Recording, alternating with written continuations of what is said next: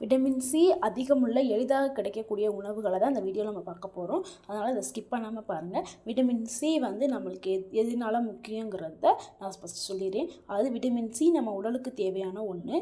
Vitamin C வந்து எளிதில் நீரில் கரையக்கூடியது. இது நோய் எதிர்ப்பு சக்தியை வந்து வலுப்படுத்தும். இதில் ஆன்டி ஆக்சிடென்டலாகவும் செயல்படும். அதாவது விட்டமின் சி நம்ம அதிகமாக எடுத்துக்கொள்ளும் போது சரும பிரச்சனைகள், கண் சார்ந்த நோய்கள் எல்லாமே அன்றாட உணவு முறையில் விட்டமின் சி எடுத்துக்கொண்டால் இதய நலன் ஆரோக்கியம் இருக்கும். பொதுவான நோய்கள் பல அண்டாமலும் உங்களை எனர்ஜியாகவும் வைத்துக்கொள்ளும். ஒரு நாளைக்கு 90 to 100 மில்லிகிராம் விட்டமின் சி எடுத்துக்கொள்பவர்களுக்கு கேன்சர் உருவாகுவது தடுக்கப்படுகிறது. இது கண் சம்பந்தமான நோய்களையும் சரி செய்யும். விட்டமின் சி நிறைந்த உணவுகள் பார்க்கலாம். பச்சை மிளகாயில் வந்து 109 மில்லிகிராம் விட்டமின் சி வந்து நிறைந்துள்ளது. அதே மாதிரி ஒரு சிவப்பு மிளகாயில் வந்து 65 மில்லிகிராம் விட்டமின் சி வந்து இருக்குது.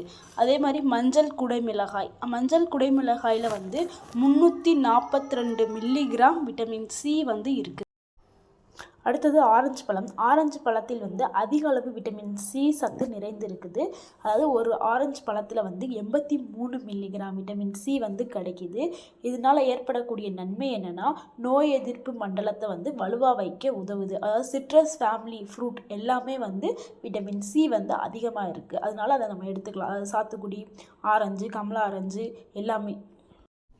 ஒரு கொய்யா பழத்தில் வந்து 145 மில்லி விட்டமின் சி வந்து இருக்குது அப்படின்னு சொல்கிறாங்க. அதாவது ஆரஞ்சு பழத்தை விட கொய்யா பழத்தில் விட்டமின் சி வந்து அதிகமாக இருக்குது. அதனால் வந்து நம்ம வந்து ஆரஞ்சு பழம் சாப்பிட முடியாதவங்க கொய்யா பழத்தை நம்ம எடுத்துக்கலாம். கொய்யாப்பழத்தில் வந்து அதிகமான ஆன்டி ஆக்சிடென்ட்டுகள் இருக்குது. இதை நம்ம சாப்பிட்டு வரும்போது ரத்த அழுத்தம் மற்றும் கொலஸ்ட்ரால் வந்து குறைக்கப்படுது. நீரிழிவு நோயும் சரியாக்கப்படுது. இதயமானது ஆரோக்கியமாக்கப்படுது. நோய் எதிர்ப்பு சக்தியை வந்து அதிகப்படுத்துது. கண் பார்வையை வந்து மேம்படுத்துது. அதனால் கொய்யாப்பழம் சாப்பிட்றது வந்து ரொம்ப நல்லது. அடுத்தது ஸ்ட்ராபெரி வந்து சில பேருக்கு ஈஸியாக கிடைக்கும், சில பேருக்கு கிடைக்காது. இது ஈஸியாக கிடைக்கிறவங்க எடுத்துக்கலாம்.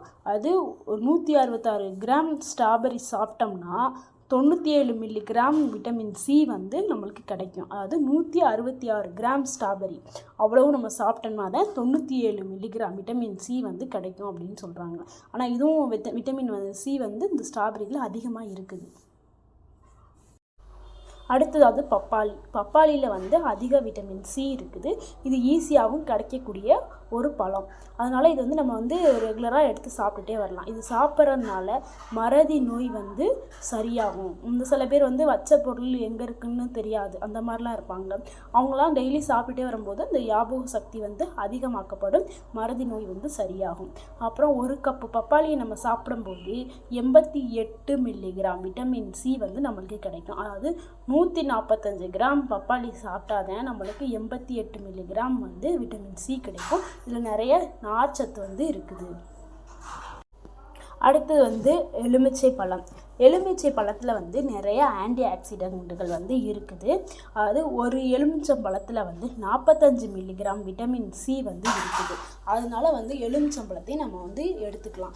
எந்த சாப்பாடுலையும் சேர்த்துக்கலாம், இல்லை ஜூஸாக குடிச்சிக்கலாம், எப்படி இருந்தாலும் நம்ம எடுத்துக்கலாம். அடுத்தது கொத்தமல்லி.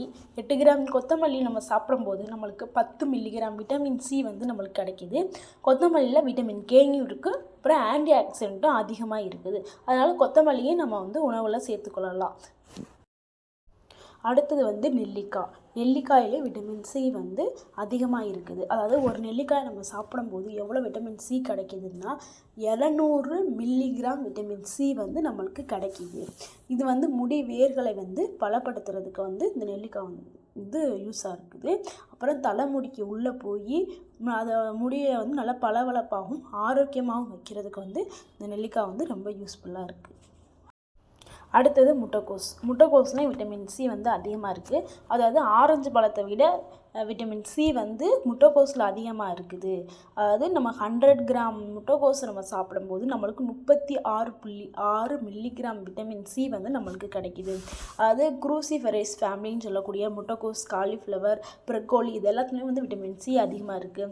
காலிஃப்ளவரில் வந்து 100 கிராம் காலிஃப்ளவர் நம்ம சாப்பிடும்போது 48.2 மில்லிகிராம் விட்டமின் சி வந்து கிடைக்கிது. அதே மாதிரி ப்ரொக்கோலியில் வந்து 100 கிராம் ப்ரொக்கோலி சாப்பிடும்போது 89 மில்லிகிராம் விட்டமின் சி வந்து நம்மளுக்கு கிடைக்கிது. அடுத்தது வந்து அன்னாச்சி பழம். அதாவது அன்னாச்சி பழம் வந்து ஒரு கப் அன்னாச்சி பழத்தை நம்ம சாப்பிடும்போது 78.9 மில்லிகிராம் விட்டமின் சி நம்மளுக்கு கிடைக்கிது. அதாவது இதில் வந்து ப்ரொப்பலன்கிற ஒரு நொதி வந்து அன்னாச்சி பழத்தில் இருக்குது. அது வந்து என்னென்னா நம்ம சாப்பிடக்கூடிய உணவை வந்து உடைக்கிறதுக்கு வந்து உதவுது. அது மாதிரி உடலில் ஏற்படக்கூடிய வீக்கத்தை வந்து குறைக்கிறதுக்கு இந்த அன்னாச்சி பழம் ரொம்ப உதவியாக இருக்குது. அதே மாதிரி இயற்கையாகவே அலர்ஜியை வந்து சரி செய்யும் தன்மை இந்த ப்ரொப்பலன்கிற என்சைமுக்கு வந்து இருக்குது. அதனால் அன்னாச்சி பழத்தை சாப்பிடும்போது எந்த ஒரு அலர்ஜியுமே வந்து வராது. அடுத்து வந்து கீரைகள். அதாவது கீரைகள் எல்லா கீரையிலுமே விட்டமின் சி வந்து அதிகமாக இருக்குது. அதாவது முருங்கைக்கீரை வந்து நம்ம 100 கிராம் முருங்கைக்கீரை நம்ம எடுத்துக்கிற போது 220 மில்லிகிராம் விட்டமின் சி வந்து நமக்கு கிடைக்கிது. அதே மாதிரி அகத்திக்கீரையும் 100 கிராம் நம்ம எடுத்துக்கிற போது அதில் வந்து 140 மில்லிகிராம் விட்டமின் சி வந்து கிடைக்கிது. அடுத்து வந்து தண்டுக்கீரையிலையும் வந்து 100 கிராம் தண்டுக்கீரை நம்ம சாப்பிடும்போது 140 மில்லிகிராம் விட்டமின் சி வந்து கிடைக்கிது. அதனால் கீரைகள் எல்லாமே ஈஸியாக கிடைக்கக்கூடியதான். கீரைகளை நம்ம எடுத்து சாப்பிட்றது ரொம்ப நல்லது. அடுத்தது மாங்காய். அதாவது மாங்காய் ஈஸியாக கிடைக்கக்கூடிய ஒரு பொருள். இதில் வந்து விட்டமின் சி வந்து அதிகமாக இருக்காது. பச்சை மாங்காயை நம்ம சாப்பிடும்போது 100 கிராம் பச்சை மாங்காய் சாப்பிடும்போது நம்மளுக்கு 36 மில்லிகிராம் விட்டமின் சி வந்து நம்மளுக்கு கிடைக்கிது. அந்த பச்சை மாங்காய் நம்ம உப்பு போட்டு மிளகாத்தூள் போட்டு நம்ம சாப்பிட்டுட்டு வரலாம். இந்த வீடியோ உங்களுக்கு பிடிச்சிருந்துச்சுன்னா லைக் பண்ணுங்கள், ஷேர் பண்ணுங்கள், கமெண்ட் பண்ணுங்கள். ப்ளீஸ் சப்ஸ்கிரைப் பண்ணுங்கள். தேங்க்யூ.